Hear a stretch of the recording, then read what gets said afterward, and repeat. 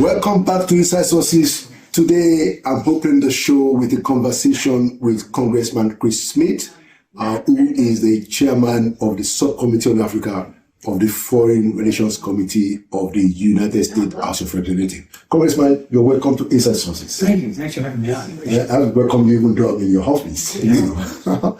So, I was at your hearing today, and I observed, how passionate and how detailed you have become on the Nigerian question, is that especially, Christian persecution and the rest of that. But before we go into that, I wanted to ask you, how did your meeting go with the Nigerian delegation yesterday? It was very frank, civil, serious disagreements. I think they need to better understand what country of particular concern actually means. I said, we stand in solidarity with the oppressed. I work on human rights across the board. Right. And when people are being oppressed and the government fails to take action, and that's why they were designated CPC, particularly with what's going on with the genocide against the Christians, and also the killing of Muslims, moderate Muslims. Right. All of it, there's more they can do and must do as a government to protect the vulnerable. So that was my message yesterday. They, I think, kind of look at the CPC designation as a punishment. I said, lose that. It's a mirror. One of the great things about the United States of America is that everybody is here. I mean, we are the United Nations. You mentioned a diaspora from any country anywhere in the world. They're here. So I spent 17 years. I know, and that makes us have a certain strength, I think, of having that kind of diversity. People speak up and they say, "Hey, what about my people back home? Name them back home, wherever it might be." And I have human rights. I've chaired 700 congressional hearings on human rights over the years. 700, and a lot of them are trafficking and religious freedom. And what I find is that because we have very informed people from countries like Pastor Samuel, it's very helpful to listen to them, to act, to do our due diligence in terms of investigations, talk to a wide swath of very informed people, and also talk to the government, like in this case. So I said, look at this as a pivot for the president and for your government. We can't look askance as all of these Christians are being killed, and moderate Muslims, but more so on the Christian side. And the Fulani have emerged almost untouched by government intervention, by good law enforcement. And when you hear all of these pastors talking about how so many of their people have been slaughtered, we had one woman that you saw at our hearing, she lost 5 of her kids. And 5. That's it. Exactly. And over my many years, I've talked to more survivors, and it's like, it just breaks your heart. Now, government should say, okay, it breaks our hearts too, in Abuja, and we're going to do something about it. I do think that Trump's designation also is a pivot towards better cooperation on the military side. There's much more we could do in partnership with capabilities that might be needed, like night vision goggles, intel especially. We do fight a lot of efforts globally on terrorism, so it gives us some insights on how to combat that. And they need to, I believe, avail themselves of that partnership and make the average person anywhere in Nigeria feel safe. Okay. So what did they say to you? Because it turns out that there are quite a lot of top Nigerian officials in this meeting with you. What was their response to you, in essence? Well, they still think that CPC is a punishment, and I said, I hope you'll stop that. Look at it as an opportunity to help the dispossessed, to help the Christians who are suffering and moderate Muslims. And I think it's an engraved invitation to say, let's take better look at that. We have not investigated this the way we should. We have not deployed the kind of resources that are needed. I mean, the fact that so many, and I raised this last night and at the hearing, so many people in the IDP camps are not getting the help they need. They're being told, go home. They can't go home. And they need food, and they need shelter, and they need medicine. And, we're more than helpful as a government to do what we can to help. But Nigeria is, has resources as well, Right. but it has to have the will to help. And so that's part of it. But their comeback to me was they don't think that Christians are being killed because they're Christians. And I said, I must vehemently disagree with that. Sometimes there might be some other factor thrown in. Global warming is not the reason. And that's what the Biden administration said for 4 years when they revoked the country of particular concern status. Really, get real. When you go in there and you're slaughtering people, AK-47s, doing all these things, and shouting out slogans that are very, very, Muslim-like. Right. And again, I'm not against Muslims. I'm Absolutely. against terrorists, and that's Absolutely. what these people are. Absolutely. And so I said, this is an opportunity. Look at it that way. Right. I mean, Trump is very good, and Secretary of State Marco Rubio is very good. You heard the two people from the administration Right, today. right. They're committed. They really want to make this work so that CPC designation is not even needed anymore. Yeah. And I have found over the years, whether it be for trafficking, because we have a designation there, or religious freedom, that when a country says, hey, thank you, they don't say it today, you do it. But over time, they say thank you. Right. Because we're helping them to help themselves. Absolutely. So I am convinced, clearly about the idea of Christian genocide in Nigeria, Yes, I am too. especially Plateau and Benue and Right. parts of Southern Nigeria. Exactly. Now, however, I'm also concerned about the rhetoric being divisive, which is what a lot of the Nigerian community are saying. That, well, look, let's manage this so that it's not divisive, so that we're not minimizing the Muslims that are also being killed. How do you respond? Well, I never do Because- minimize it. I because- never do. And I think it's important to be accurate. There's journalists, 3 A's of journalism, Right. accuracy. We need to be accurate. More Christians are being slaughtered than Muslims. But I've spoken over the years with many imams in Nigeria, in country, Right. who have told me that if they speak out, Right. they'll be killed. Yeah. Or their members of their mosque will be killed. So it's a terrible threat. Like the sword of Damocles hanging over so many people's heads. But in terms of division, we need a unified Christian-Muslim effort. I suggested last night that they convene a summit, bring all the church leaders in, Okay. Muslim, Christian. Okay. You suggested it to the Ribado delegation. Yes, I said this to the delegation and said, when you get people in the room and you start really talking about solutions and agreeing that there is a problem here, things can happen. And, calling on God to guide the effort, but there has to be the will to do it. Right. And that's what's been lacking. In the 4 years of Biden, when he took away country of particular concern, and he could have really, really done some good things, was a lost opportunity. But let's claim it now. Absolutely. Absolutely. So I want you to tell our audience, because there's quite a lot of, spin that Mr. Trump is going to invade Nigeria. Do you think that's No, not? I think the president, he's the kind of president that always has all the options on the table. And frankly, the idea that Christians are being slaughtered the way they are is so horrific and so terrible, so egregious that, he said that. But what he and Rubio and all of us want is for law enforcement and the military Right. to better corroborate to stop this threat. And it does take resources. It takes political will.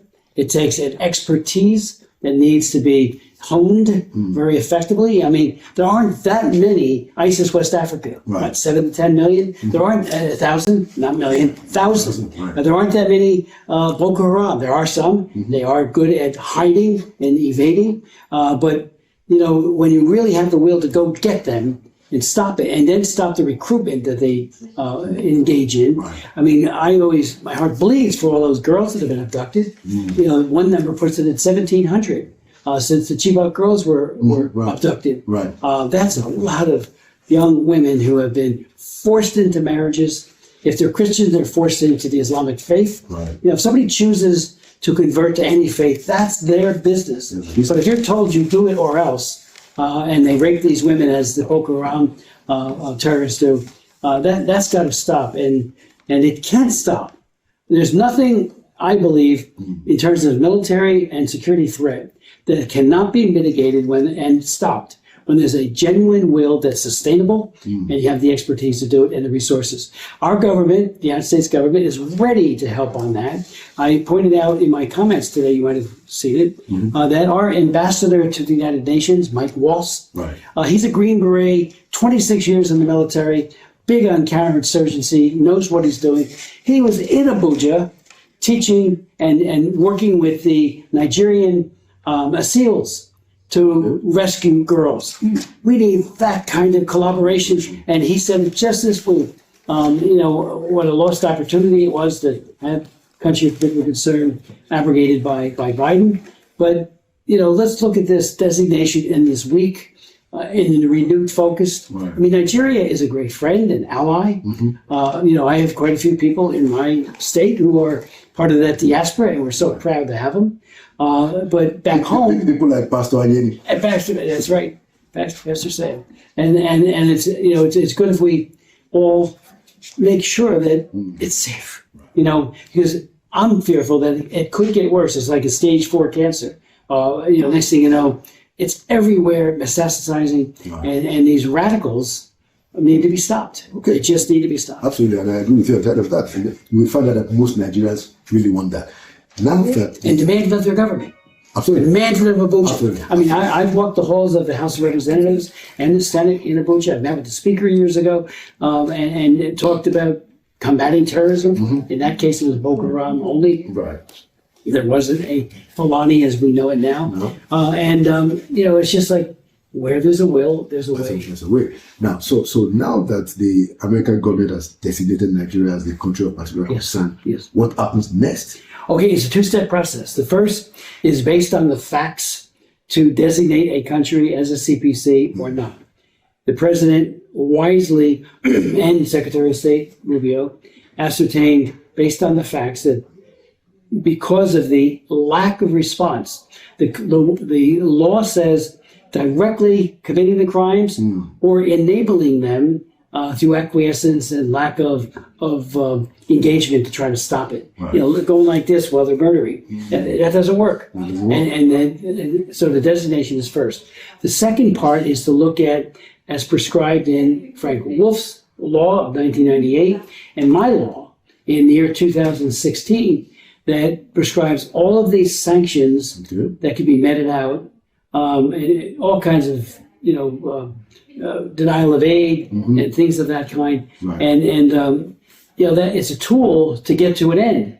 And the end is to see reform. And we're calling for real reform, that the military step up, the police step up, that there be all prosecutors have discretion, prosecutorial discretion about what they do. Well, make this real high on the list to stop the terrorists.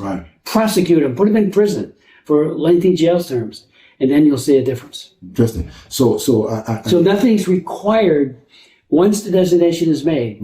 The enforcement of it is at the discretion of the executive branch, which would start with President Trump. Okay. All right. So while I was listening to your speech, towards the end, you also talked about some of the things that you want to happen, rehabilitation, humanitarian aid. Yes. And you also mentioned the fact that, there could also be sanctions like visa bans. Yes. That will target individuals. Can you talk to us more about that? In 2004, I wrote the Belarus Democracy Act.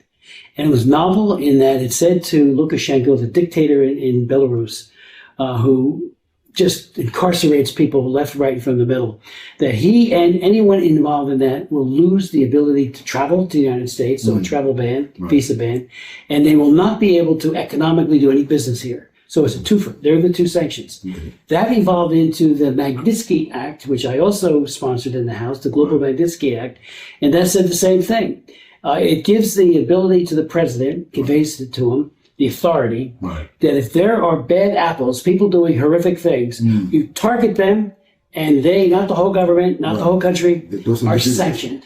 And so the Global Magnitsky Act is a very powerful tool, and it works. Doesn't always ameliorates the whole government's work, right. What they're doing bad, right. But it does say, you're sanctioned. Right. Can't come here. Can't do business here. Interesting. So that is going to happen in this case. Yes. To Nigerians. The president now is having made that designation. Right. Has this plethora of options. All these options. That's one of them. The simplest option is the demarche. That's the easiest. Mm-hmm. But after that, there's all kinds of sanctioning that can happen. Interesting. And so the president has tools to say, okay, why are we doing this? Because we don't want you hurting your kids and your women and your believers who want to just go to church or to mosque and not be killed. Interesting. So maybe so I don't take so much of your time. You spoke a lot about your experience in Nigeria. Yes. Several times you've gone to Nigeria. So I wanted to ask you, what do you think about that country? Oh, it's a great country. I think the people are incredibly entrepreneurial. They are very good businessmen and women. Very, very faith-filled. I mean, there are a number of Nigerian priests, I'm a Catholic, who are here, and we're like the missionary country. Right. I say that in a nice way. We're glad to have them. And so I think that's very, very good. And it's got so much potential. So many young people, who will need jobs and, to prosper. I was once told by a bishop, and I think it's stated by a lot of people, but as Nigeria goes, so goes Africa. Mm. And you've heard that. And I said, that is so true. So Nigeria can absolutely be the model for other nations in terms of democracy, in terms of, the issue of combating terrorism. Mm. People should be able to live free and safe. But I've been very impressed with Nigeria. I've met so many courageous men and women, particularly pastors and imams and bishops, who are just who testified today. Yeah, they're just wonderful people, great. and they care for their flock if they're a pastor, and so much so that I think they would lay their life down for them. They're so committed to the people they serve. And so it's an inspiration to the world. Fantastic. Now, so what do you think about the current president of Nigeria, President Bola Ahmed Tinubu? What's your view about him? My view is that he has to act. I'm not going to go say good, bad, ugly. He has to act.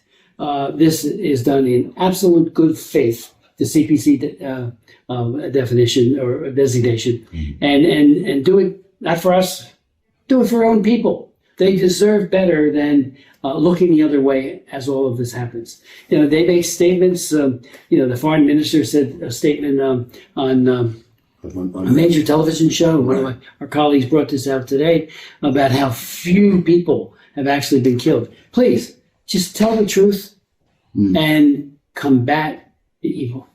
Thank you so much. Thank you so much, Congressman Chris Smith. Thank you so much. Thank you for your passion, and thank you for your support of the Nigerian people and your support of the Nigerian community, especially in New Jersey. And we are praying, my wife and I, my staff, we all pray for Nigeria. Thank you. Because I know so many people are suffering. Thank you so much. I believe that your intervention and intervention of the president, I believe that it's God sent, because we can actually have a cooperation between the U.S. government and the Nigerian government to end what has been despicable killings of our people. Absolutely. And it can all happen.